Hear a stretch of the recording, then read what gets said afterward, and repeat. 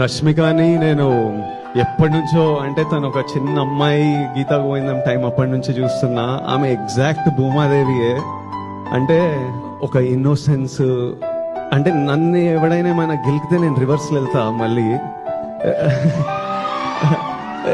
రష్మి ఏంటంటే ప్రపంచం ఎన్ని మాటలన్నా ఏదన్నా రోజు she just puts one step ahead of the other, goes to work, she still chooses kindness every day, and she's like, I don't want this world to change me. And I used to tell her, breathe, breathe, because you're not going anywhere, you're going to be here for a long time. One day the world is going to see you for who you are. Someday, with time, give it time, you just do your thing and the world will see you. And Rashi, I don't know if it has already happened, if it's happening, if it will happen in the future, but we all should protect who you are, and you should always stay who you are in your journey.